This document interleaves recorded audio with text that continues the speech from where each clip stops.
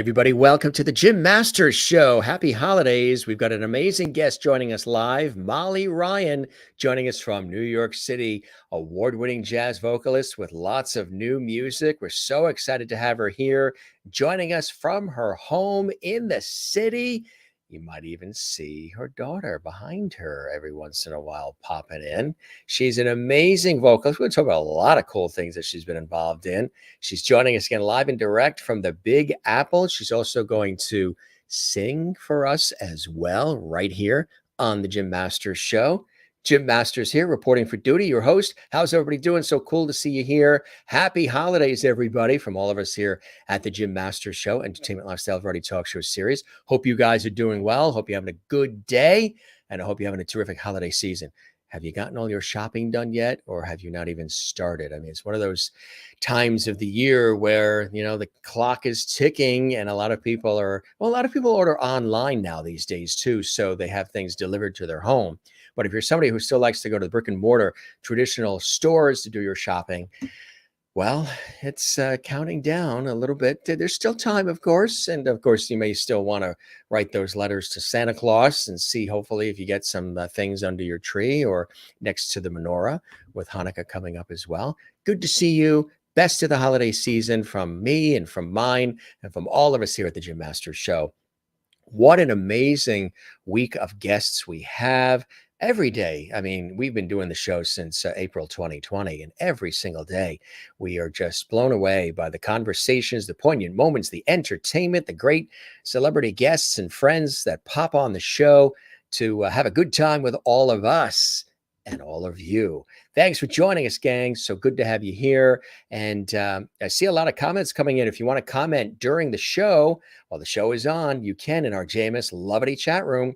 Just subscribe to the YouTube channel, which costs $0. It doesn't cost anything. Subscribe to the YouTube channel. It's a special bonus gift from us to you when you subscribe to our YouTube channel, which is Jim Masters TV, where hundreds and hundreds of episodes are there for your binge watching and entertaining pleasure. So if you want to comment and say hello to one another and say hello to us, we might even sprinkle a comment or two on the screen below here.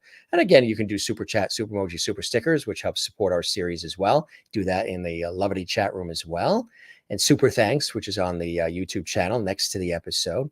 Whatever you do, just subscribe, like, comment, and celebrate what we're doing here, which is bringing back the lost art of conversation with a lot of fun, levity, and our infamous Lovity as well. Again, Molly Ryan is joining us from New York City. She's going to perform for us as well, New York City jazz vocalist. She knows how to swing. She's going to be singing and swinging with us here on the Jim Masters Show. She knows how to swing with the best of them. Hailed as a critic's favorite by author and Wall Street Journal music writer Will Friedwald, Ryan announces the upcoming release of her 5th solo album, Sweepin the Blues Away, on Turtle Bay Records. The album features 11 jazz classic songs. That's right, from the swingin' 30s. And it just came out just a couple of weeks ago. Since arriving in 2003 from Roseville, California, she has established quite a career on the New York City jazz scene. She's performed at prestigious Manhattan venues such as the Café Carlyle, the Rainbow Room, Joe's Pub, Symphony Space, Birdland Jazz Club, Dizzy's Club, Coca-Cola, Iridium Jazz Club, the Players Club, the Waldorf Astoria, the Cutting Room, and the Town Hall. I've been to all those places, and they're all great. She has performed alongside prominent jazz artists like Randy Reinhart and Jon-Erik Kellso and Bria Skonberg and Dan Barrett and Mark Shane and so many others, as well as with the preeminent 1920 style orchestra, Vince Giordano's Nighthawks. That's right. Molly has also appeared at numerous jazz festivals and jazz parties throughout the United States and abroad, including the Atlanta Jazz Party, the Central Illinois Jazz Festival, the North Carolina Jazz Festival, New York Hot Jazz Festival, the Old Jazz Meeting, Zlatotarka in Illinois, Poland, also Winter Jazz Fest in New York City, among others. In addition, her voice can be heard on the Grammy Award-winning HBO television series Boardwalk Empire, Season 1. She's made appearances on the Amazon Prime TV series The Marvelous Mrs. Maisel, season 3, and in Take Me Back to Manhattan, the Emmy-nominated musical review celebrating New York and the Great American Songbook. That's right. This is really exciting. We're so excited to have her here on the show. Again, she's joining us live and direct from New York City, where she makes her home, and we're excited to have her here. Gang, again, if you would like to comment during the show, feel free to celebrate all that we're doing here. Subscribe to our YouTube channel and spread the levity. Let everybody know that you love what we're doing here. Boy, our set looks really cool, doesn't it? Our set is popping for the holidays. Look at all those colors. Got that huge tree here for you. We do what we can to entertain you guys and have a good time. We don't just talk, we have a good time and we engage all of you. So join us as we welcome Molly to the show from New York City. She's poised and ready. Again, you might even see her daughter pop in from time to time, which is kind of cool. She's running around behind her. She's all excited. Mom's on, TV. And here's Molly. Welcome to the Jim Masters Show, Molly. So great to have you here. Hi, Jim. Thank you so much. Thanks for having me. This is really a pleasure and so much fun to be doing something. I don't know, just any night of the week. Fun to be doing something, talking to somebody. That's it. We're happy to provide that service to you, to plug in and to connect and put a smile on your face too, like we do with our audience. How are you? Happy holidays. I mentioned in the beginning to the audience, have they gotten their shopping done? Have you been able to get some of your holiday shopping done, or you still have a lot to? Well, luckily, my daughter she knows to ask Santa for one thing, and I think Santa's going to bring it. Ooh. So, wink, wink. Right. We got the tree up. The cat was terrified, but I hung little treats from the bottom to say I come in peace from the tree, and that seemed to have worked because now the cat won't leave the tree alone. So, we're getting Christmas. We're getting Christmas spirit in our hearts and slowly getting the place decorated. I'm not going to show you everything because it really is a mess in here. It is a New York City small apartment, and it's crowded at all times. Well, I am very impressed by what looks like they're either books, but I think are they CDs behind you? Oh, is that a CD collection? It is half, not even half a CD collection. My husband is a record and CD collector. He's not here right now, but he's a very, very wonderful and well-known clarinet and saxophone player, Dan Levinson. And I wish he were here because then we could play something together. But anyway, those are his CDs, not mine. Mine take up about this much space. When I first moved here, I think they took up a little more, but they didn't quite fit his criteria, so they've dwindled. Yeah, I can totally relate because we have that plus we actually have a climate controlled storage unit we pay monthly for that has the records, the LPs, the CDs, the cassettes, the reel to reels. I mean, we've got it all. Yep, you did. She did zoom by, and a black cat also zoomed by. Yeah, that's Luna. We adopted Luna last year. She's Luna, yeah. Oh, cool. Yeah. That's awesome. So I sympathize with your husband. It's a great thing. He's a collector of music, and that's cool how you have the shelving. He was able to get them all in there. Yeah, huh? We used to live in a studio, and our friend came over, and he built. We had CDs all over the apartment in different places, and I asked. He was kind enough to put them all on one wall. He built CD shelves on one wall, and then as soon as he was finished. We ended up getting offered a new apartment, and we moved, and I almost didn't have the heart to tell him that we were going to move because he'd just done all this work. But someone in my family said, anyone who knows you is going to be happy that you are going to be in a larger space because it's the three of you. So I told him, and the first thing out of his mouth was, well, when can I come over and disassemble it? Because I'll put it up in your new space. And then he recut all the wood and he put it up in here, and that was all one guy, and he's just our friend, David, and he did that for us. So That's cool. Wow. uh, Don't lose that friend, huh? we have wonderful friends. Yeah. Yeah. Thanks for wearing my favorite color, the green. You spot on. You got that memo, huh? Either that or you're psychic. I'm not psychic, but I'm happy that you like the color. I aim to please.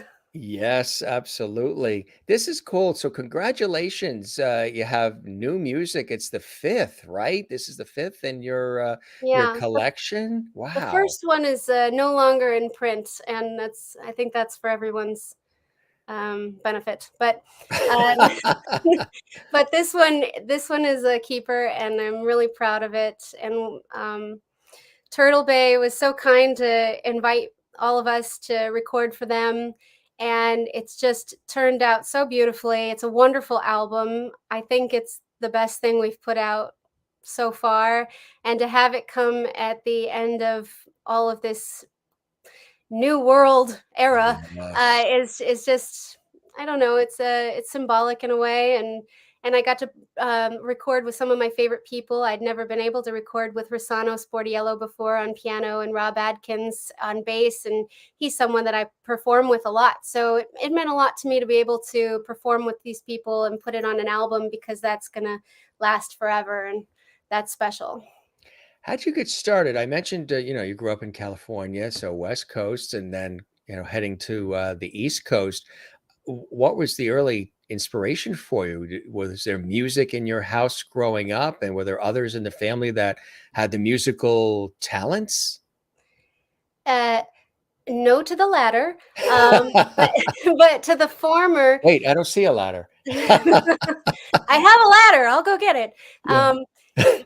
I did grow up in a musical household. My great grandfather, he was still alive when I was little, and he was a piano player, among other things. He was also a dentist and a photographer, but he was a piano player, and he would play these old songs. And one of the songs he would play when I would sit next to him on the piano bench was "My Blue Heaven."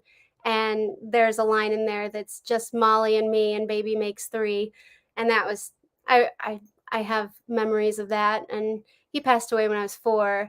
His name was Leo, and that's my brother's name as well. But anyway, my parents wanted me to learn piano, I think, to take after him. And it all started from there on the piano, then transitioning to learning how to play the violin and the flute. And then eventually I wanted to learn how to play the harp, and that lasted for about a year.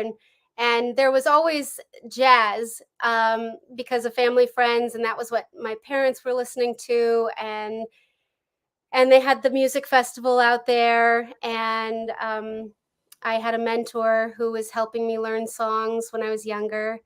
That's Bob Ringwald. He passed away last year, 2021. He was really wonderful man, talented piano player. And so they got me started. And then there's a jazz camp out there as well. And I can't tell you how much that really helped to, in your teen years, to be able to go somewhere, even if it's just 1 week a summer, have this experience where you're meeting with like-minded teenagers who also like this old style of music, and you just play, and you have these amazing musicians who are teaching you. And I brought all of that to New York with me, and have only, I mean, I've taken it and made my thing, found my way. You found your way, you found your voice, literally. What is it about that music and that genre and those particular eras that really speak to you? What is it about it that you really love, that, enough to where you really want to make it your own and perform it and share it with others? The stories, and the fact that it's just a timeless and classic music. Um, there are always going to be fans of the Great American Songbook and the Jazz Age. And I you I'm called a jazz singer, but it's because I sing that style of music that was it was the only period of time where jazz was the popular music, and that was the 1920s. And that's kind of, it's the basis of where I start my my repertoire, and then you get into the swing era, and then I branch into other things, but not so much. The bulk of my repertoire is really in the 20s and 30s. But I just love it. It's just the stories, being able to share it, and right. and do something that not everyone else is doing also. Right, exactly, right. So it sort of stands out, and it's also reintroducing this music to younger generations too. There's so many songs. There's so Yeah, many things. I still find things. I've been doing this for, well, professionally for 2 decades, and then add another decade and a half of just fiddling with it before that. And I still find I'm just still pulling things out of obscurity, random sheet music, and I'm not the only one. There are people much older than I am who are still finding rare sheet music, and, oh, did you hear this tune? And it's just because there was so much being written at that time. There's so much material. Not, you have to find the hidden gems. that's right, exactly. Finding those hidden gems, and when you do, you've hit a sweet spot for sure. Tell us about early on for you. Were you recording first, or were you performing on stage? Tell us about how it all got rolling for you and you got noticed by everybody. Noticed everybody? I don't know. Do they notice me now? I don't know. I it's a process because it's different for everybody. So for me, I came here and I knew 2 people. I knew Dan, and I knew my friend Molly, Bob's daughter, and that was it. And I said to Dan, I said, what do I do? How do I sing? How do I go about this? He said, well, you need to get a gig. I said, well, okay, how do I get a gig? And I had to just start marketing myself, and I'm not pushy. So it was really hard to try and go out and find a way to talk to people and convince them to give me some time. So really it was just about getting the experience slowly for me, not quickly at all. I took my time, just being able to sit in where I could, and having Dan's help. A Do lot you of help. it's perfect, right? How did you guys meet? We met out in Sacramento at the jazz festival out there. He'd been called to sub for someone else. He was sitting in playing with the Reynolds Brothers Rhythm Rascals out in the Sacramento Music Festival, then called the Sacramento Jazz Jubilee. So we met out there, and we had a long friendship, and that eventually turned into something else. I won't get into all the details, but here we are, now married since 2008, have a 6-year-old daughter, live in a little box. Well, no, this is a bigger box than we had before. So I shouldn't say it's a box. This is a nice place in Manhattan. Nice, right? Very, very nice. That's great. So what was it about New York? When did you decide, to pick everything up and move to the East Coast and to the Big Apple and make New York home? Interesting. I don't know that a lot of people know this, but I had originally wanted to go to Los Angeles. I wanted to go to the American Academy of Dramatic Arts, and I think there was just something, at some point I decided I didn't want to be in LA. I think it was somewhere in my senior year. I had this friendship with Dan, and I said, I think I want to go out and visit New York because I'd never been there.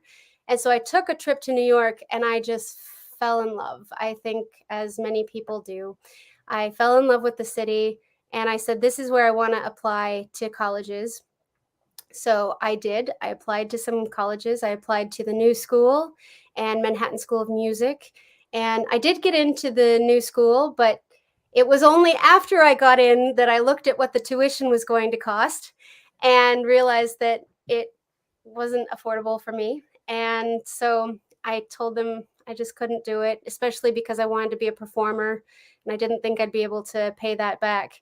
And then they called me, and I shouldn't have picked up the phone. I was in the middle of a U-turn in my Jeep, and I answered the phone as teenagers do. And they said, "Oh, we'd like to offer you a scholarship for X amount." And I said, "That's great, but it's still too much money. I'm so sorry. I can't go." And then I hung up, and I called Dan and I said, "I'm not going to go to the new school, but I'm still going to go to New York, and I'm going to find my way anyway."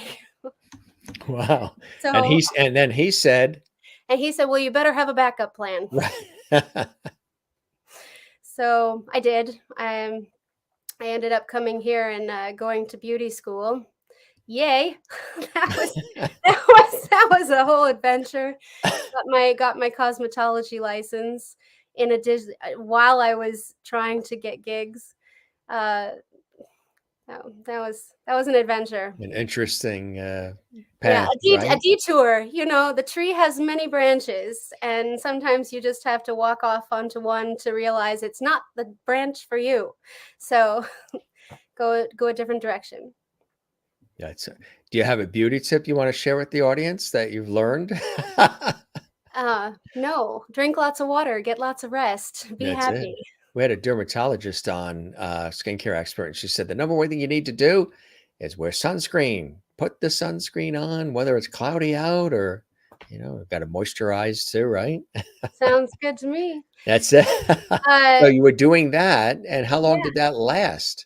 not that long. Not that long.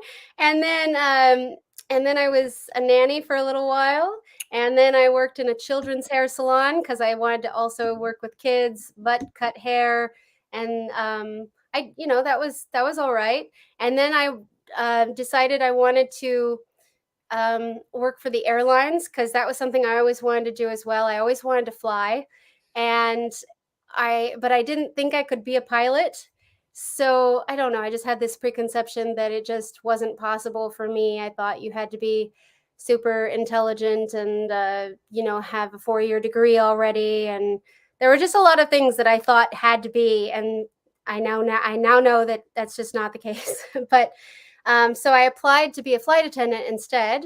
And I was hired by Continental, and I started working for Continental in 2007. It's also something most people don't know and I haven't really talked about in interviews, and hopefully United doesn't get mad that I'm mentioning it now because I don't talk about the airlines in interviews. But I started working for them. I still work. We've merged with United, so we are United, and I work for them. But during the pandemic, there are 3 things I can do. I have my cosmetology license. I can be a flight attendant, and I can sing. But when COVID hit, those 3 things, none of them, I couldn't do any of them. So I said, well, maybe now's the time I could try and be a pilot, because I had tried to get some hours early on about 10 years ago, and it was sporadic and it was expensive. So I gave up. And I also decided to go to college at the ripe old age of I won't tell you. I decided to go to college. So I Between this started. and this is when she went. Yes, exactly. So COVID hit, and I decided to go get a business degree and start flight school. So Wow. I got all my pilot ratings so You that are a Renaissance woman. I can eventually transition to the front of the flight deck, hopefully staying with United, because that's my family. That's my culture and the people that I love the most. Well, not the most. I just love them because I've been with them so long. Yeah. My life. Anyway, and then in the midst of it all, I found out that I am not alone. I didn't have anyone to look up to before, but now I have all of these wonderful friends because there's actually a group called the Flying Musicians Association. Incredible that this is a thing, that there are people out there who are musicians and pilots. and there is a huge love and connection between the two things. And so this association is actually a nonprofit organization that brings together the love and passion of flying and music. And their whole purpose is to inspire and educate and assist people who are pilots and are interested in music, or vice versa. And they also have this really cool program called the Solo Program, which is for youth in high school.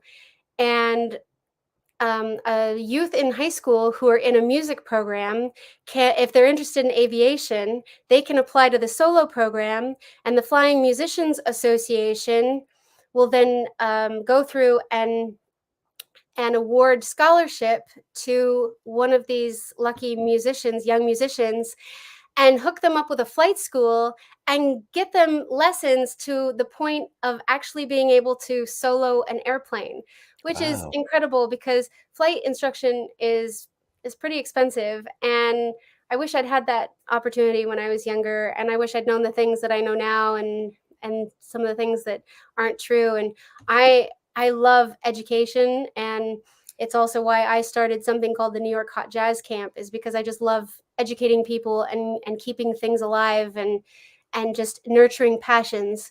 And to find something else that brings two of my passions together, and that there's a whole world of people that are just like me, is really, it's been wonderful to find them.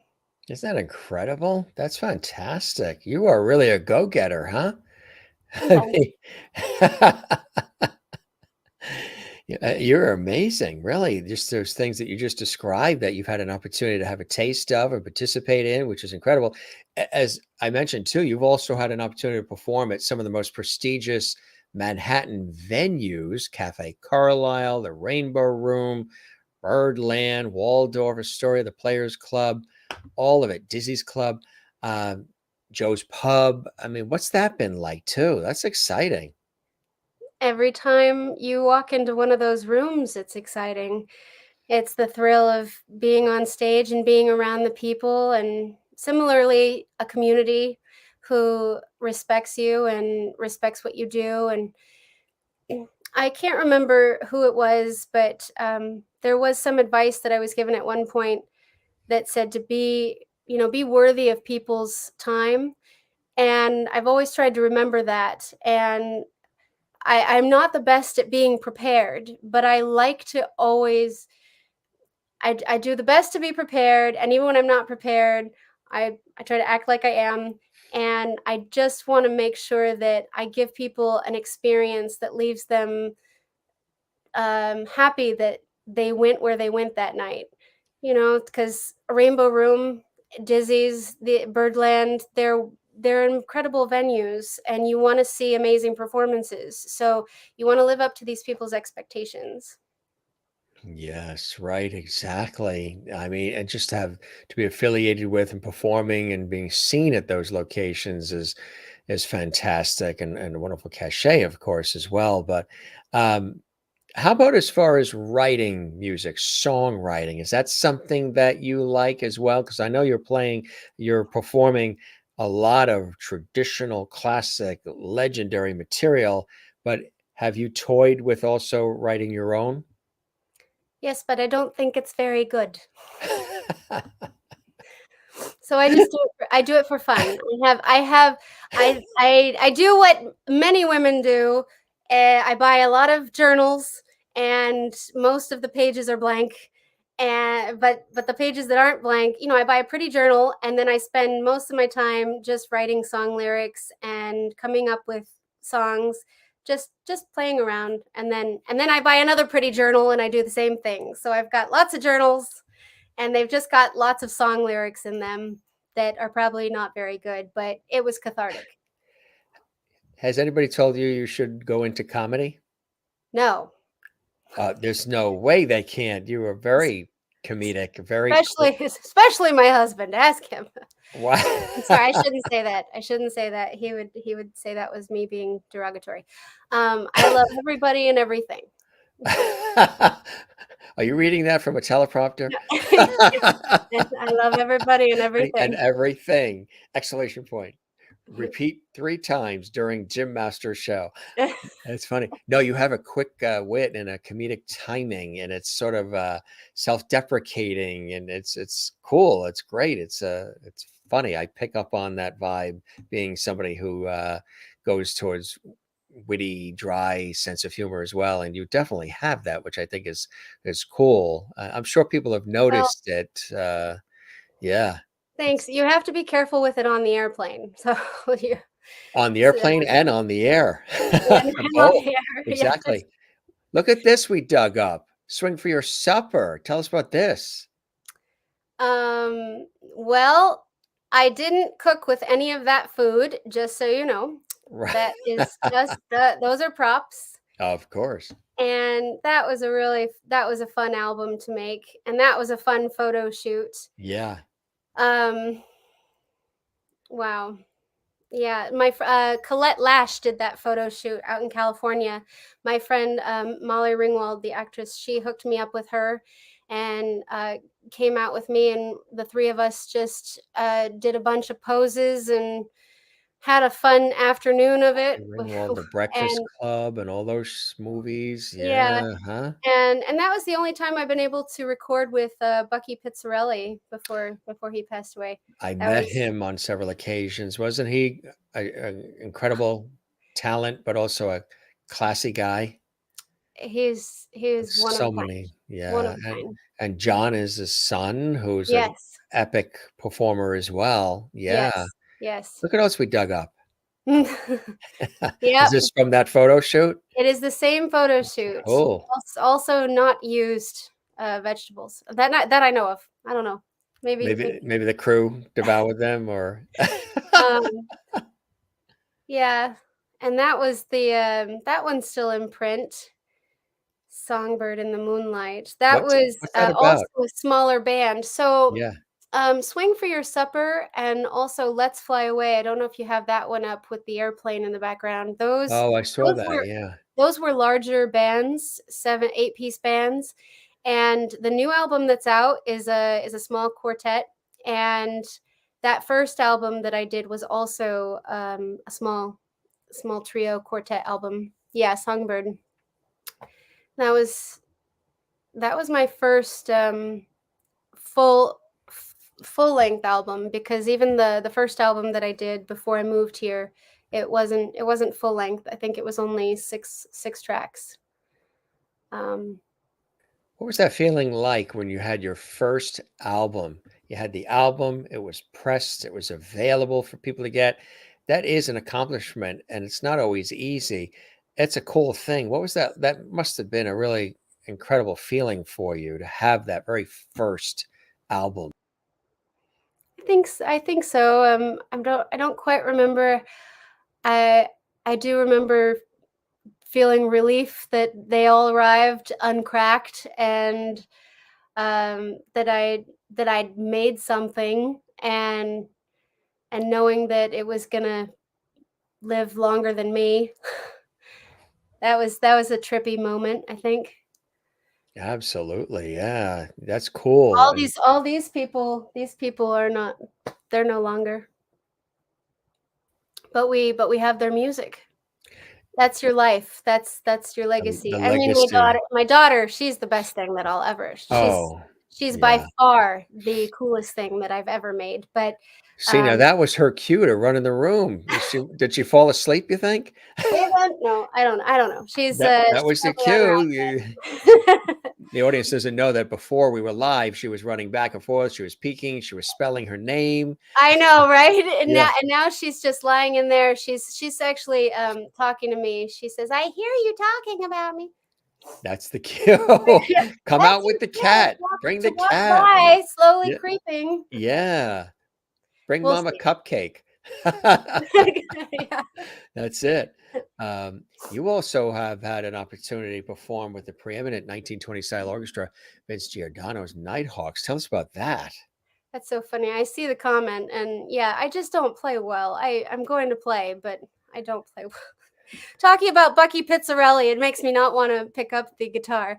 The Nighthawks are just a New York institution. So if anyone has Yes. the opportunity to go hear them live, they should. They're at Birdland this month on Tuesday nights, and I think that's just this month. So it's been sold out the last couple weeks. But if you have the opportunity to go hear them, you should. They're on so many soundtracks, and they've done so many projects. I think they're Martin Scorsese's go-to for vintage music. So they're just Vince's his knowledge, his depth of knowledge is Yeah, like an incredible. encyclopedia on so many levels. Yeah, exactly. You've also appeared, as I mentioned, at numerous jazz festivals and parties throughout the US and abroad, all the big jazz festivals. And also, your voice is heard on the Grammy Award winning HBO television series, season 1 of Boardwalk Empire. How did that happen? I was on vacation in Hawaii, What a and good beginning to the story. I mean, she could stop right there, right? I was on vacation I, in Hawaii. I was on vacation and I got a call that said, "Do you want to come and record for Boardwalk Empire?" And I said, "Yes." And they said, "The session is in 2 days." And I said, "Okay." 2 Then, days so I said, "Okay, in well then." LA, Los I said, Angeles? "Danny, we're going to have to cut our vacation short because I really want to do this." So we left Hawaii the next morning to go back. And I don't know exactly how the timing was, if it was a night flight or something, maybe it wasn't the morning. Whatever it was, I do remember that we took a flight back, a direct flight from Honolulu, and I went straight from Newark Airport to the recording studio and recorded 2 or 3 tracks for Boardwalk Empire. Wow. And that was in Los Angeles? It was in New York. So you went from Hawaii to New York. Yes. Wow. Yeah. I could have just said no, but But what fun is that? it was a hot series, and it's right, exactly. And it's always a part of that series now that was in season 1. And you also have made appearances on the Amazon Primetime TV series, The Marvelous Mrs. Maisel, in season 3. Tell us about that. Yeah, my husband's actually in the show a lot more than I am. We're He gonna have he to definitely get him on as a Yeah, guest. you gotta talk to him when Yeah, he's here, because when yeah, they were we'll up get in him on. Catskills, I guess it was, he's in that back scene behind Tony Shalhoub. He's just there the whole time. You see the tall sax player. That's my husband. Me, I'm barely in the screen at all. When they go into the casino, it's during Las Vegas, and they go into the casino, and I'm singing Volare, and they just pan through, and you can kind of make me out back in the backstage. That's me in the back. That was really cool. It's just being there on the set all day and just seeing everyone in Yeah. those authentic vintage dresses Oh, and being yeah. in hair and makeup with everybody. And I love that. That's my favorite part, is just getting to experience. They don't they go all the way to having authentic hair tools. They Oh, don't use modern hair tools. They want authentic hair tools to do the authentic hairdos. So right. it's so crazy. It's so much fun. Isn't that cool? It's really cool. They keep it, true to form and as authentic as possible as well. Yeah. Also, you were in Take Me Back to Manhattan, the Emmy-nominated musical review celebrating New York and the Great American Songbook. Tell us about that. We recorded that at the Café Carlyle, actually, and I recorded a song with Benny Benack, but they call him BB3, which to me sounds like a Star Wars character. And he plays trumpet and sings. He's amazing. He's all over Instagram and everything. So we did some songs, and it was all about New York and celebrating Manhattan opening back up. And that was put on by the folks over at Jazz at the Ballroom. They're based in San Francisco area. We've performed for them live in their actual ballroom in the home formerly owned by Bing Crosby. Wow. That's a real Whoa, amazing whoa, whoa, whoa, whoa. experience too. Yeah. Yeah. Yes. So Wow. there's just a lot of fun to be had when you live here. I think there's the byproduct of living in New York is getting to meet everybody and making the connections and Whether going they to the live fun there places. from place, yeah, whether they live there or not, they usually always pass through. Yeah, New York. It's such a hub, and that's cool. That's really fantastic. You've got all these wonderful things that are happening, and so much more that's going on. And I mentioned, Will Friedwald said that Molly swings the melody as well as the words without affectation of any kind. She brings a straight ahead innocence and total believability to the music. She sounds worldly, wise beyond her years, wonderfully gentle and lyrical. Isn't that amazing? Will is a very good writer. He's written several books on female vocalists, and if you can just Google Will Friedwald, and there'll be a lot of things that pop up. But he's a wonderful writer, and I was fortunate enough to have him do the liner notes on "Sweepin the Blues Away" as well. So if you happen to get the album, inside the physical album, there is a sleeve of liner notes. Oh, and actually, if you get the digital album, you get a PDF of the liner notes as well, and those are written by Will. And like I said, he's an incredible writer.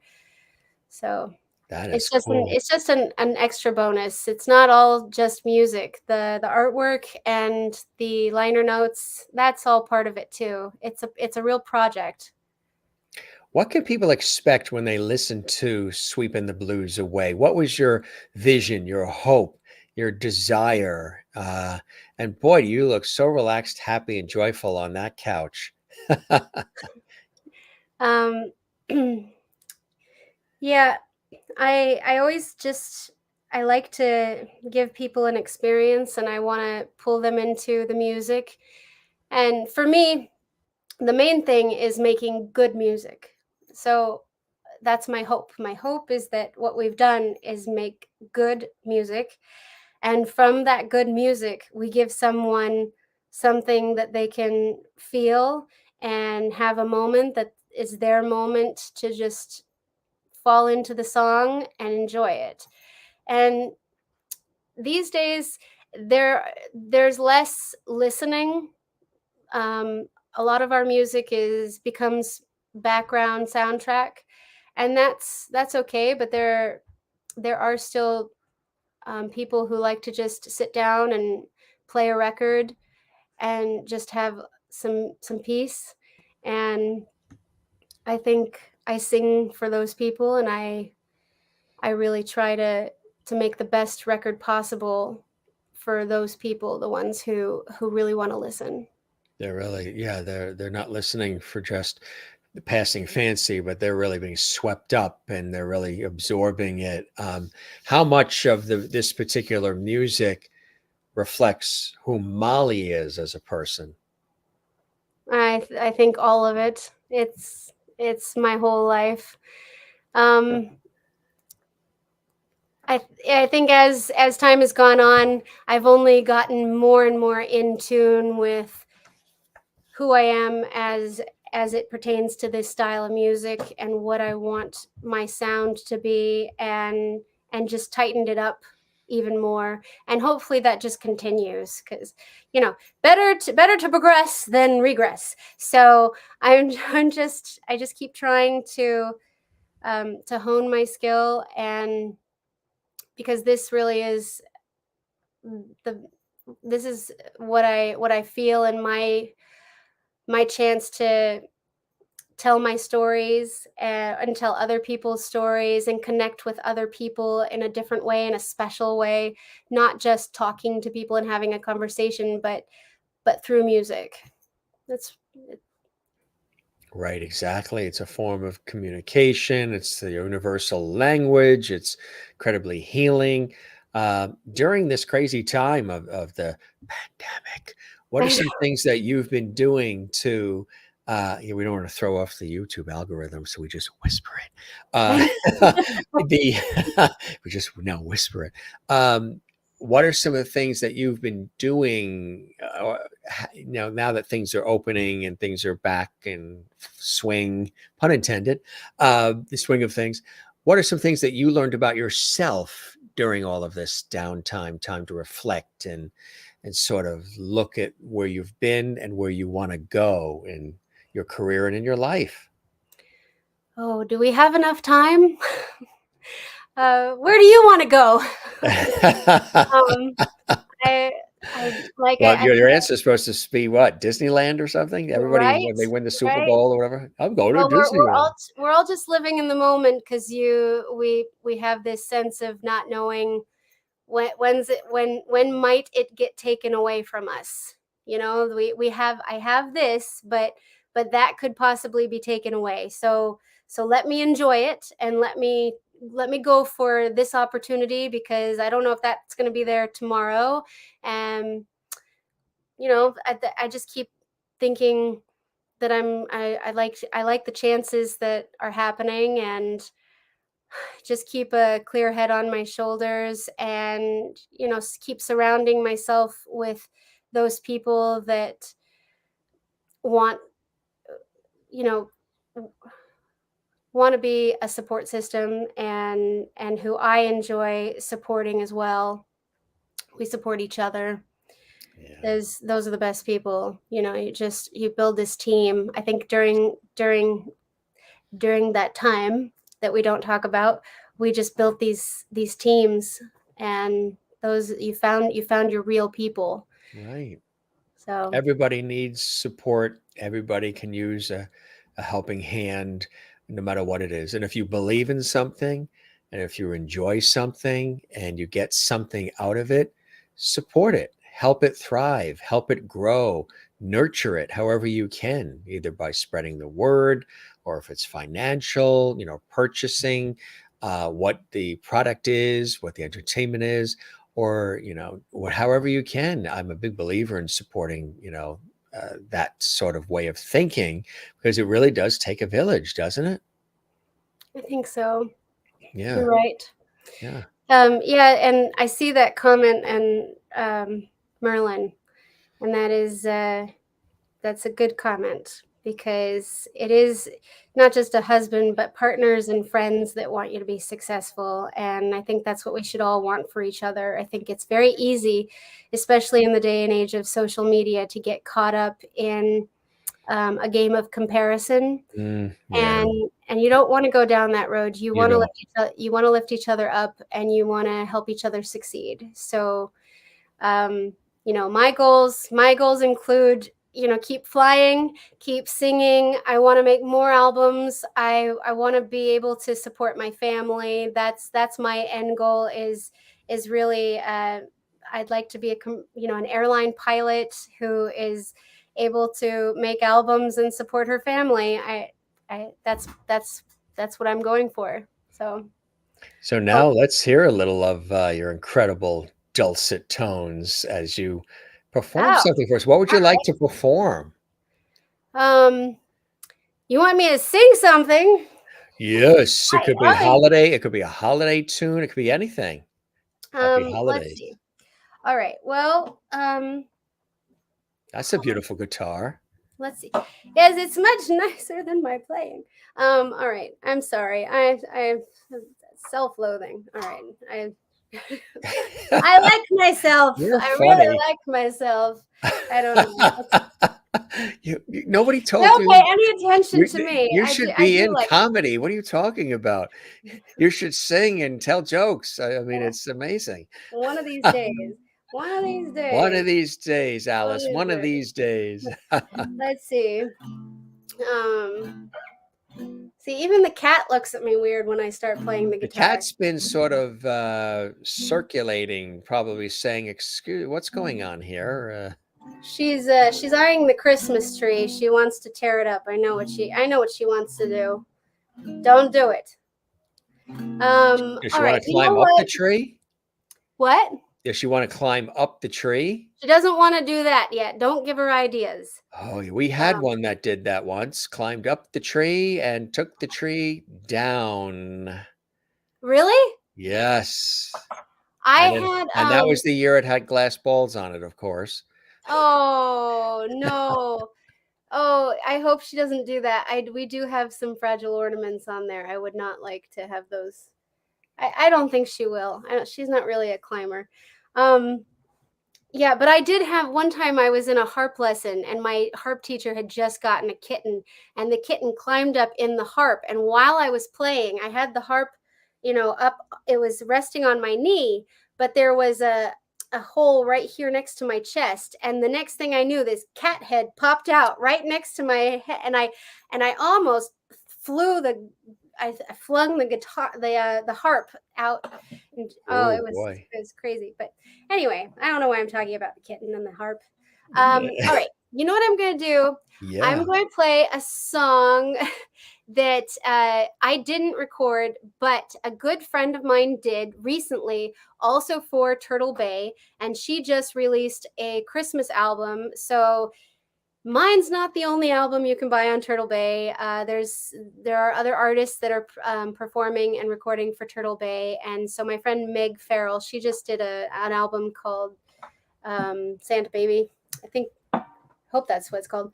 Anyway, this song is called Winter Weather. I used to sing this a lot. I had a steady gig in the before times. My daughter calls it the Usen days. I don't know what that means. Maybe it means the used to be times. Houston. Usen. There she is. Winter Weather, 1941. She peeked out. Yeah, I see her a little bit. Yeah. There she So, is. so I'll try There she is. and play it, but She's you'll behind hear you the now. voice better. She's waving behind you. That's Aven. Aven. Aven. Oh, that's a beautiful name. Is that named after anybody in the family? It's Gaelic. It means fair radiance. And no, yes. I tried to get a family name. I spent so much time making a list of all our female names from our genealogy, both his and mine. Are you both Irish? Both of you? We're not. No, he's I'm Norwegian, Polish ancestry. He's Polish, Russian, and I've got Irish in me too, but I didn't know that when she was born, actually. So the name Ryan, Molly Ryan. Yes. It sounds very Irish. I know. I was adopted, and yes. my dad's family wasn't Irish either. My adopted dad, his family was German, and it was spelt Rhine like the Rhine River. But when they came to Ellis Island, they changed it to spelling. Ryan. Yes. Wow. Yeah. Well, if you were to blink right now with the green and just the whole thing, I could say Irish right there. I'm Molly Ryan. Like, you have to be Irish if you're Molly Ryan. You to pull off Molly Ryan. Not me. So. Look, you have a wonderful balcony listener right there. There she is. This is my built-in audience. Hi, Aven. All right. I am gonna play. All right. I promise. She looks like she's your producer or your manager. she's a harsher critic than those two. Yeah, she's waiting for you to play something. Yeah. I love the winter weather, so the two of us can get together. There's nothing sweeter, finer. When it's nice and cold, I can hold my baby closer to me and collect the kisses that are due me. I love the winter weather, 'cause I've got my love to keep me warm. I love the winter weather, so the two of us can get together. There's nothing sweeter, finer. When it's nice and cold, I can hold my baby closer to me and collect the kisses that are due me. I love the winter weather, 'cause I've got my love to keep me warm. 'Cause I've got my love to keep me warm. And she's gone. Very nice. She's gone. Actually, she did a beautiful slide out exit. She did a backwards Michael Jackson sort of walk, and she just disappeared, like very very ladylike, just sort of faded into the room backwards. It was very funny to see the way she did it. She didn't just like run away and run out. She did a whole like exit, like she was I think like she's going gonna off be stage. Canadian. I think it's in the family. Oh, she's back in the same. She almost looks like Barbara Eden, Jeannie, like you should Oh do yeah, the I yeah. Dream of Jeannie. I Dream of Jeannie. We actually have the genie bottle in here too. We've got the I Dream of Jeannie bottle. Oh yeah, is it on the Yeah. tree or No, it's off on the other side behind the tree. But yeah, it's the actual I Dream of Jeannie bottle. It's kind of cool. weren't Yeah. there a few of them? There's a few of them, right? There's some real, collectible. Yeah, we've got one of the collectible ones, which was a gift from a really dear friend who knew I always enjoyed the series and, working in television and all. You want to play something else for us while you have that all tuned up now? Oh, I don't know if it is tuned. I didn't even look Actually, at it sounded great. I mean, that was Yeah? terrific. Yeah, that was a Good. great choice and puts people in the holiday spirit. And absolutely. And I think you're, oh, look, we've got a whole show and tell behind you. This is cool. What are we She's got what are we this- seeing? It's a string cheese chain. Is it edible? For her. It's not Yeah. a chain. It's not. What is it? It's just a string cheese. It's just a string cheese on the Okay. balcony while you're playing. All right, Mom. All right, Mom. Mom doesn't know what she's talking about. All right. Well, maybe I would like to play something else that's pretty for you, if that's all right. Absolutely. This is the Jim Master And while show. while All Avon right. dances in a way that's not appropriate for this song at all, but actually maybe I will play another up tempo one, since I've got the cat going wild and the daughter going wild. Daughter go to wild, and one thing we know when you play and you sing, that even with what's on the balcony railing there for you, it's not going to be anything cheesy. Oh no! Oh no! Jim, don't! No! Oh boy! Oh boy! All right. Well, this one is from the album, and this one's in the public domain now because it was written in 1912 by Thank Jimmy the Lord for that, with copyright. You know how that is, by right? Jimmy Monaco. Oh yeah. 1912. So 110 years ago, almost 111 years ago. That's another thing I love about this music, is that it doesn't matter how long the time passes, the messages are still relevant. And Very it really nice. it isn't that long ago when you think about it. It's a blink of an eye in the grand scheme of things. It really but- is. But Absolutely. not my lifetime, but it is a blink of the eye. All right.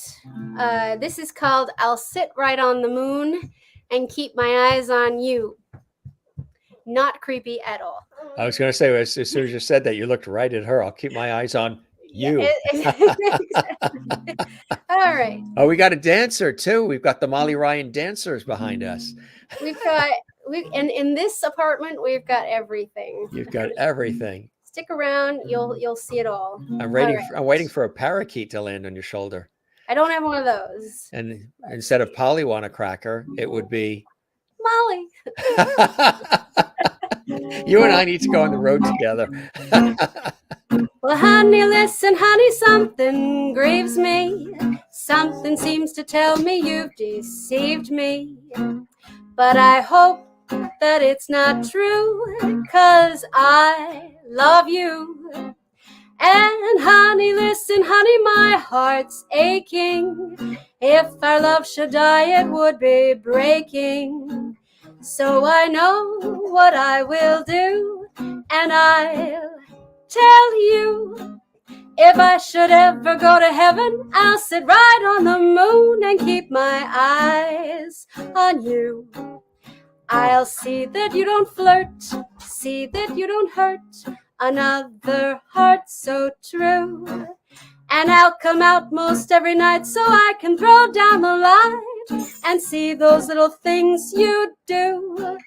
So watch out and do not spoon, for I'll sit right on the moon and keep my eyes on you.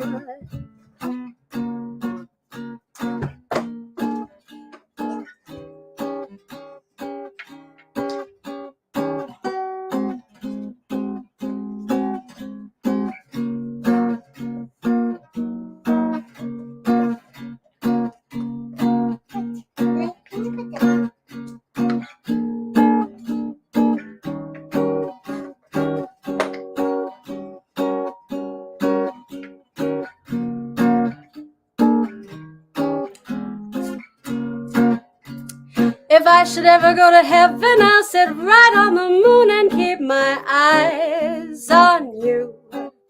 I'll see that you don't flirt, see that you don't hurt another heart so true. And I'll come out most every night so I can throw down the light, see those little things you do.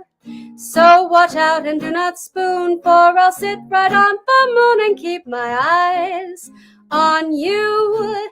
I'll keep my eyes on you. What? Oh boy. Well, I've got the peanut butter eater behind me. So That is funny. I can't believe that you have the peanut butter eater behind you. and in front of me and beside me. All right. Well, He's it's got too the bad we Skippy. can't see everyone in the audience eating their peanut butter, because wouldn't that be funny if we You could know just what's very funny about it? big It's collage? as if it's so old school what's happening. It's as if, it's like a comedy routine between the two of you. Here you are being serious and doing these fabulous songs, and she's in the back eating peanut butter with a spoon, playing with cheese sticks, jumping, and it's like she's doing a whole vaudeville routine behind you while you're it's like an I Love Lucy episode. Here you are trying to be serious and doing your thing, and your partner in crime's behind you dancing. She's doing a genie dance now. She knows And then, she's not and then supposed to be eating the peanut butter with the spoon out of the jar, because it is a shared peanut butter jar. But Mommy's not going to say anything while we're on the Jim Masters show. So she's eating peanut butter with a spoon. I can't believe people that do that. Well, you're doing it.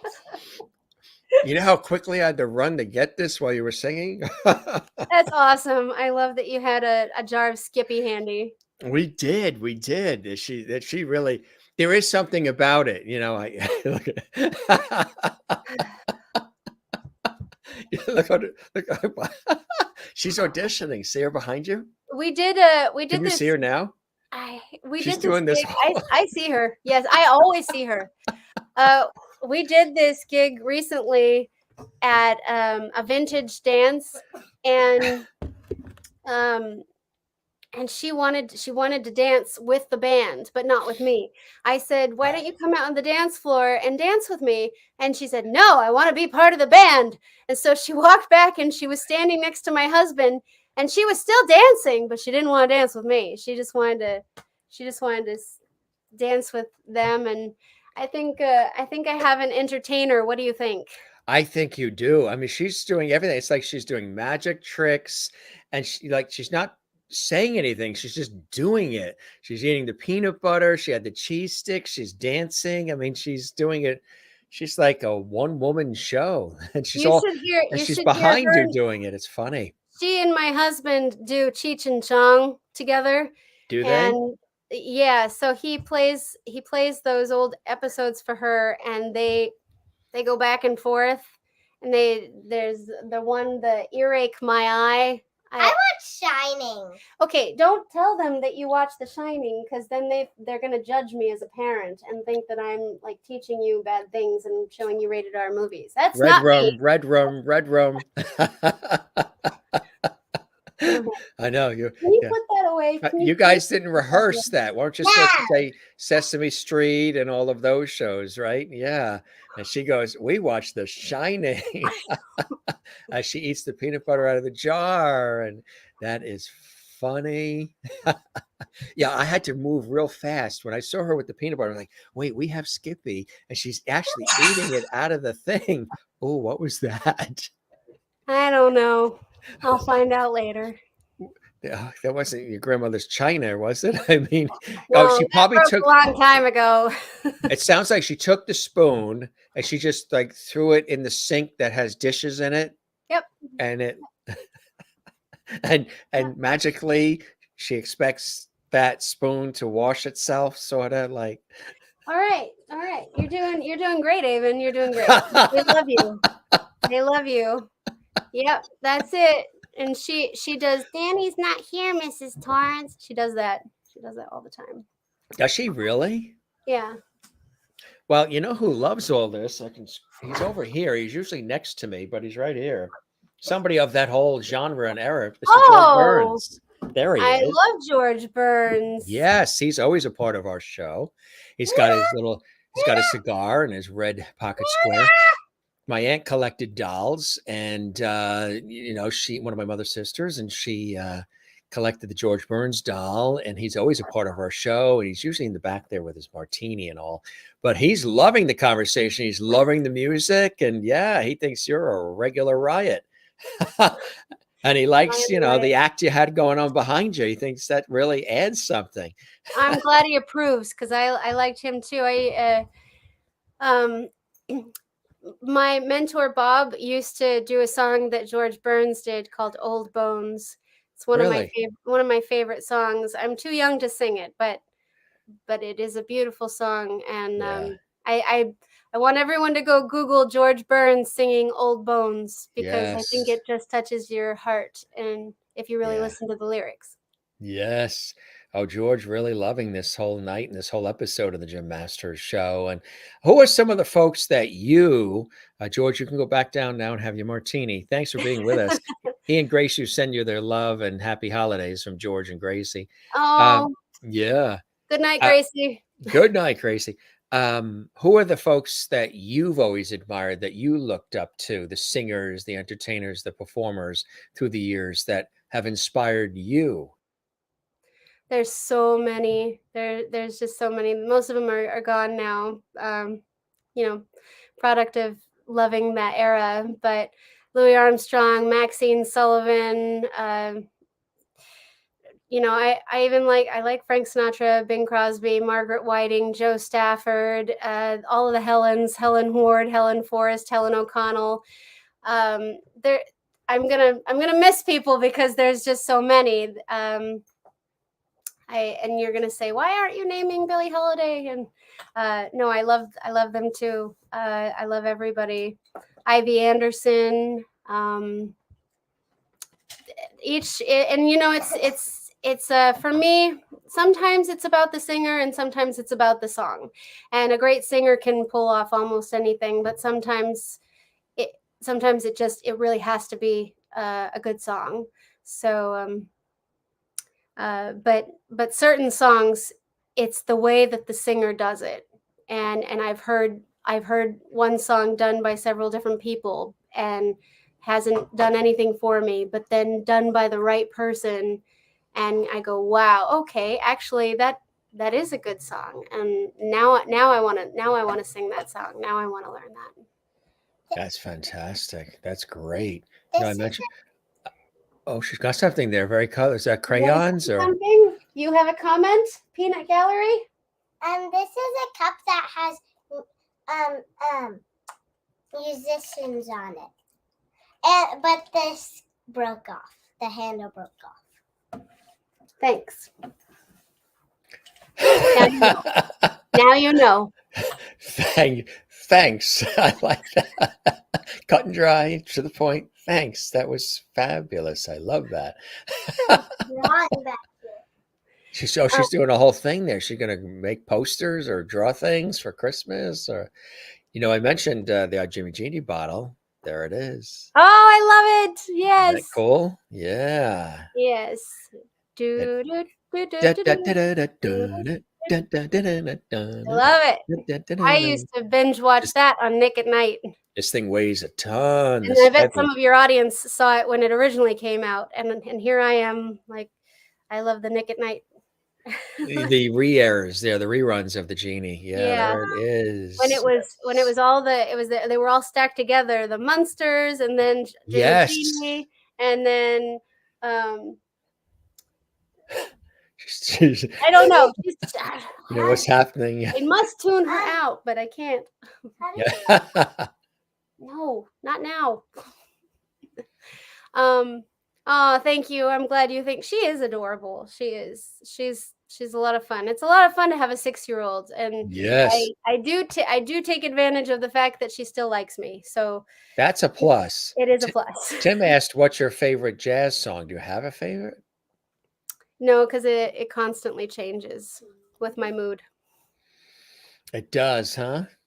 Yeah. Yeah. I go through periods, and you know what's going on in my life. There was I had a whole 6-month period where I couldn't stop singing "Try a Little Tenderness," and that was my go-to song. And it's not the greatest song, but I also love Harry Woods. Harry Woods is one of my favorite composers, and there's actually a story about Harry Woods. You know, he used to start bar fights, and I guess one night he started a bar fight, and his friend leaned over to the other guy and said, "Would you believe that's the guy who wrote Try a Little Tenderness?"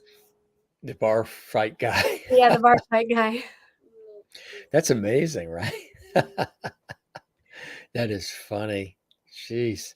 So what are some exciting things that you have coming up that you're looking forward to, Molly? Let's see. If you're going to be in the city, I'm going to be doing a little thing at Foxtail on the 22nd of December. I'll be there in the evening from 8:30 to 11:30. It's in Soho at the Arlo Hotel. That's I don't do too much that's public, unfortunately, but you can come to that on the 22nd, and otherwise just look up my website, or you can follow me on Instagram, the Molly Ryan, which I kind of put as a joke because they disabled me before, and I thought, well, if I put I'm the Molly Ryan, then maybe they won't delete me this time. But maybe I should have called myself that Molly Ryan. I don't know. Well, I can always change it. Well, I was going to say you're saying you're the Molly Ryan, but will they still find you if they type in the Molly Ryan? Yeah. The Molly Ryan did what? The Molly Ryan sang what? Right. All right. Yeah. Type whatever, Molly Ryan Jazz. I'm in there. I'm in the interweb. I'm in there. I am a part of it. I am a part of it. The Google gods have found me many a time, and you will find me too. TurtleBayRecords.com too to find the music as well, right? That's right. Turtle Bay Records is the best place to get the album. The LP you can pre-order now if you are a vinyl person. Yes. And own a record player. And yes, I do. Still have my Onkyo turntable and everything. Got it all. I love it. Yes. Love Double cassette deck, turntable, KLH speakers. Got it all. Boombox. I still got a boombox.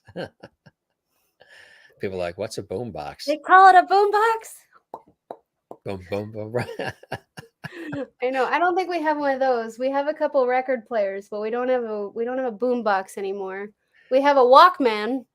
You know, they are very valuable right now. The Walkman? Yes. You go into stores, you really can't find them. Really? Yeah. Did I put it in the safe deposit box? I was going to say, yeah, you could do an eBay type thing or something. Yeah. Look at this shot. Wow, that's a cool shot. When was that taken? That was also Colette Lash, the same shoot when we did the kitchen shoot. Now, did you do a Mae West show? I did. I did a tribute to Mae West, and that was so much fun because I went through all her old films and found stuff that she had sung, and a lot of the times she didn't sing the full number. Right. It was just a clip, and I had to track down sheet music, and some of it didn't even exist.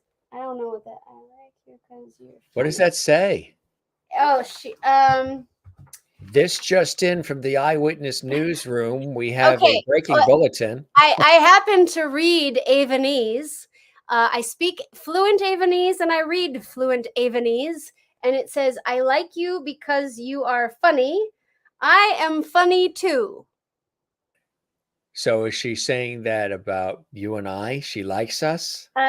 She's saying that She you are likes funny me. and that she is also declaring herself to be funny. She has very good taste. Literally. I love that she told you that she's funny. You know, it's other people are supposed to determine whether or not you are funny. You don't tell people that you're funny. They tell you that you're funny. I really think the two of you can go on the road together because she's like working her heart out behind there with all these things. She's drawing messages and eating peanut butter and stringing out cheese and dancing and drawing. She's like, you know, an incredible entertainer behind you as you're doing your serious thing. It's funny because she's like the comedic thing behind you, you know, the comedic side of it all. It's very funny. Yeah. Yeah, not going to stop. It's because somebody has to clean it all up. I'm about to get another one. We're going to keep getting mail here. This is old school text messaging. Has she written a letter to Santa yet? She did write a letter to Santa. Did you tell them what you wanted from Santa? Or do you want me to tell them? Don't tell them. Don't tell them. Okay, I won't tell them. There's the letter to management. I always say, my father has always said, when people say, you know, he's always told us since we were kids, you know, Jim, whenever anybody says something kind or nice to you, ask them to please put it in writing and address it management. and I think that qualifies what she wrote. It does. Would you like me to send it to you? I'll send it to you. If it's autographed, yes, you could autograph it. You got Don't send it. That is fantastic. That is great. You're loving what you do, don't you? You're getting a kick out of it. It's a lot of hard work, of course. The key is making it look easy, but you're in a sweet spot. You absolutely love what you do. It's obvious with the humor and everything. It's something that's really near and dear to your heart, isn't it? I wouldn't do it otherwise. Yes. Music is my passion. Singing especially. So anytime I get to share it is a good day. So thank you very much. The pleasure is all mine.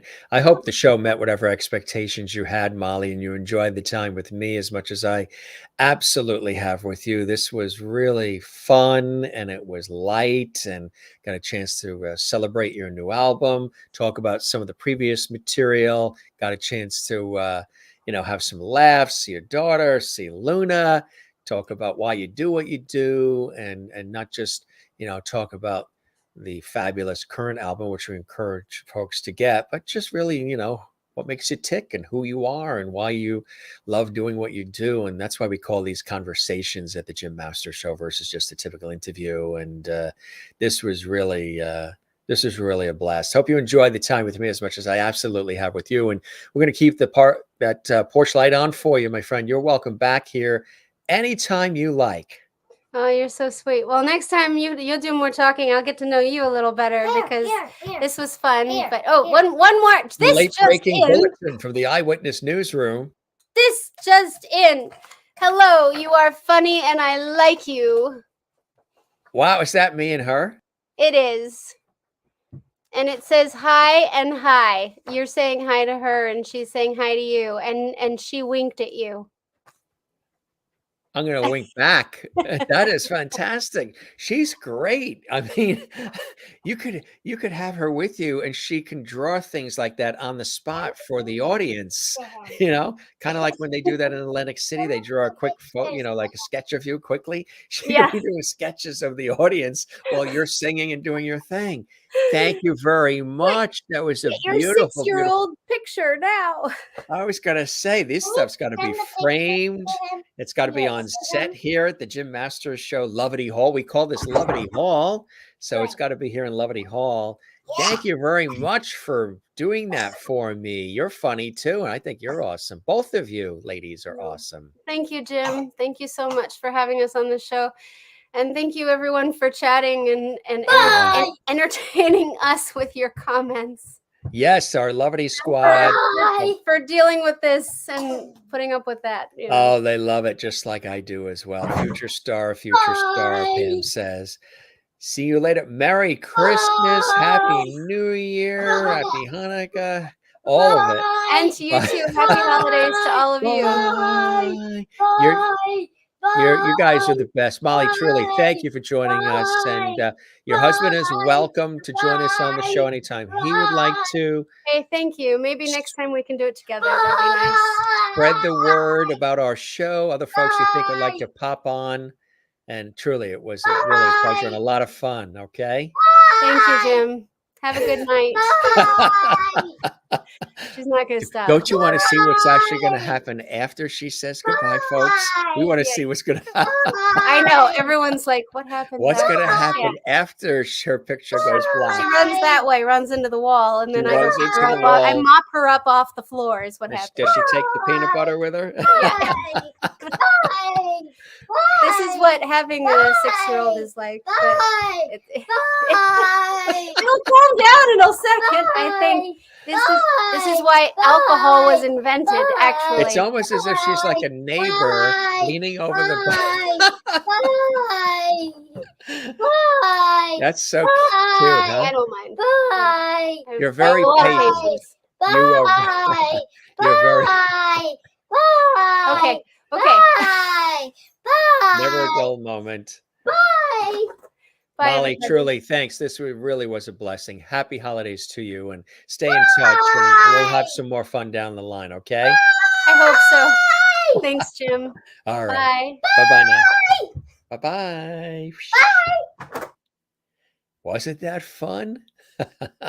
That was fantastic. That was great.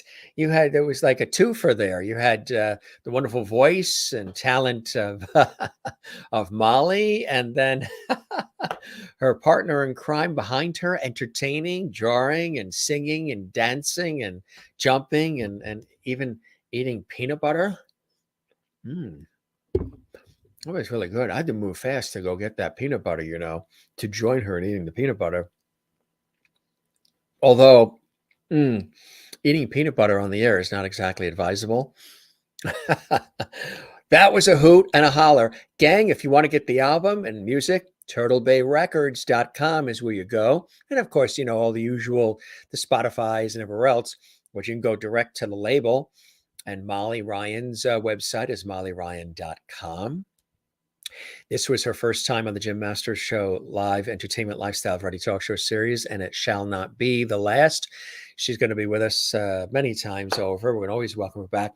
Even though she said that nobody ever told her she should go into comedy, isn't she funny? She's got this dry, deadpan wit that goes along with the music and everything else. And then to have her child, her 6-year-old behind her, entertaining us with cheese strings and peanut butter out of the jar. And she drew those pictures fast, didn't she?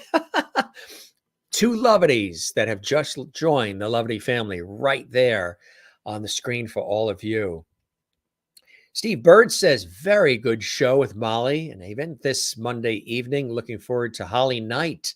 Yes, Holly Knight's going to be with us on Wednesday. Dina Tyler, beloved television actress, tomorrow. Holly Knight's going to be with us on Wednesday. Holly Knight, let me just tell you, if you're not familiar with who Holly Knight is, you are familiar with her music. Holly Knight is the songwriter behind some of pop culture's most iconic songs. Patti Smythe, The Warrior, that song.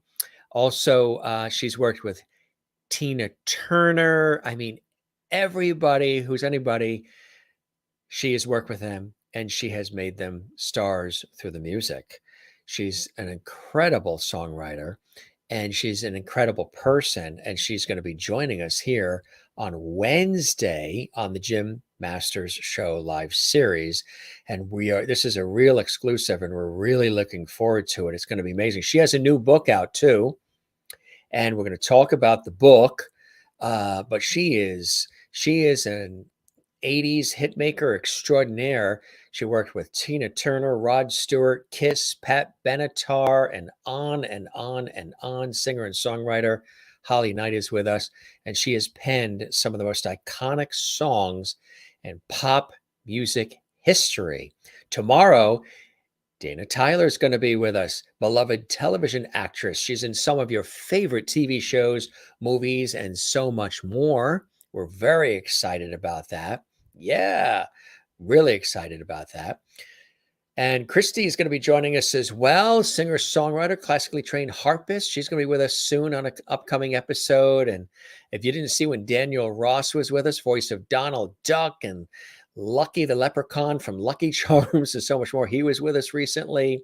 The award-winning Rita Fredericks was with us. She talked about Marlon Brando, and she was a dear friend of Stella Adler and Marilyn Monroe, and her stories were extraordinary. She was with us recently as well on the Jim Masters Show series. But we thank Molly Ryan and company for joining us on the show today. She was singing and swinging, as we promised, on this episode of the Jim Masters Show live series. And again, her album, here is the cover, closer look at it. Yep. Sweepin the Blues Away. If you need to sweep the blues away, grab this, pick it up. You're going to absolutely love it. Molly Ryan on the Jim Masters Show. We love you all. Thanks for joining us, gang. This is always a fun time here on our show. We always have a good time with all of you. I'm your host, Jim Masters. Thanking you for your time this time till next time. Thanks for all the comments. Thanks for the enthusiasm. Don't forget, you can also do a super chat, super emoji, super sticker to support us. You can also do a super thanks, which happens 24/7. It's a little heart icon on our YouTube channel as well. Kathleen, thank you for being with us as well. And Jane, thank you for being with us. Some of our faithful lovelies as well. And Sherry Larson, thank you for being with us. And so much more. Cool stuff. You guys are the best. We don't say goodbye around here. We say see you later. Ciao, cheers, shalom, sayonara, slancha, moy loop. Take care. Avida Zane, buenas noches. And you guys be well. We'll be back tomorrow. Dina Tyler, beloved television actress, joining us right here on the Jim Masters Show. Spread the word. Don't forget to, give this episode a like, leave a comment for us as well, and subscribe to the YouTube channel, Jim Masters, for all of this incredible content that we deliver day in and day out for you in the unique style and way and interactive way we do here on the Jim Masters Show. So like this episode with a thumbs up, leave a comment, and be sure and subscribe to the YouTube channel. We love that. Happy holidays, everybody. It's the holiday season. It's always great when you guys are here with us, interacting and spreading, the good cheer through the holidays and the rest of the year. I hope you ate something more than peanut butter tonight. Thanks for yes, we did. I had to, when I saw her getting the peanut butter and eating it out of the jar, I had to run around and get that. I just thought it'd be a funny moment, and tastes good too. Sticks to the roof of your mouth a little bit, but it tastes good. All right, gang. You guys be well. We'll be back tomorrow with, again, Dina Tyler joining us here on the show. And then Wednesday, Holly Knight. Just Google those names. You'll see who they are if you're not familiar with them. All coming up here on the Jim Masters Show. Don't forget, again, to hit this red button, subscribe, and make sure when you do, click the notification bell. There's a little bell icon. Click it so you always receive alerts from us about all the incredible episodes of our entertainment lifestyle variety talk show series, bringing back the lost art of conversation for all of you. For all of us here, Jim Masters saying thank you for your time this time. Till next time, back with you tomorrow. Those watching live, if you're watching this Memorex, which means if you're watching this in the archives, stick right here. Another episode comes up, and you can binge watch hundreds of episodes of the Jim Masters Show right here on our YouTube channel, Jim Masters TV. See you on the next one. Be well. Happy holidays. Cheers.